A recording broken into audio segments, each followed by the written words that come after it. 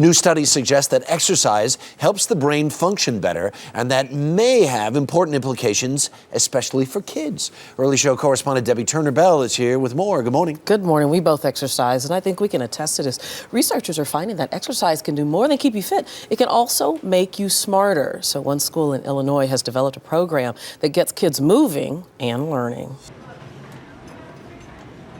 These high school students appear to be working out, but they're actually trying to adjust their brain's chemistry to maximize their ability to learn. We're putting kids in a PE class prior to classes that they struggle in. And what we're doing is we're finding great results. What kind of heart rate have we got right now? Paul Ziantarski runs a learning readiness program at Naperville Central High School in Illinois. The program was started in response to research showing a link between exercise and increased brain function. Ziantarski says he's seen results. Kids who took PE before they took the math class had double the improvement of kids who had PE afterwards. Exercise optimizes the brain and the person for learning. It creates the right environment for all of our 100 billion nerve cells up there. Dr. John Rady is a professor of psychiatry at Harvard Medical School and the author of Spark, a book that examines how our brains change when we exercise. It produces these growth factors, one of which is called BDNF, and I call miracle grow for the brain, or brain fertilizer, which helps the brain cells stay alive, live longer, and it helps the learning process. Rady cites studies showing that exercise promotes the growth of new cells in the hippocampus, an area in the brain associated with memory and learning. Exercise promotes, more than anything else we know, the growth of new brain cells. Naperville Central High School has embraced the idea that working out helps a child learn. Here, you'll find exercise equipment in some classrooms.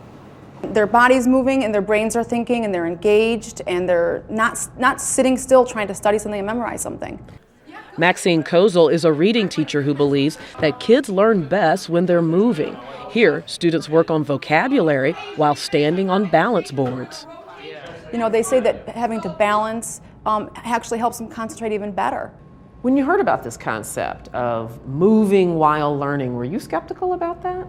Not at all. It was logical to me. I know that that's how I learn best. If I'm energized, I'm ready to go. And it makes sense not to have the students sitting for such a long period of time. Getting them up moving helps them stay energized, focus better, pay attention better.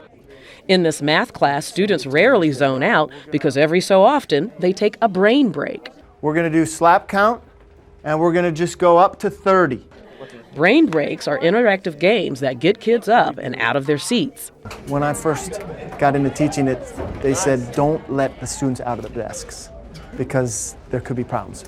So now it's move them out of their desks. They need to move. They need to get up and around to get their brain going. Rather than wearing them out, kids say that exercising before class and moving during class makes the schoolwork seem easier. If you go out and you go for a run and then you read, it's a lot easier to read because you feel more awake.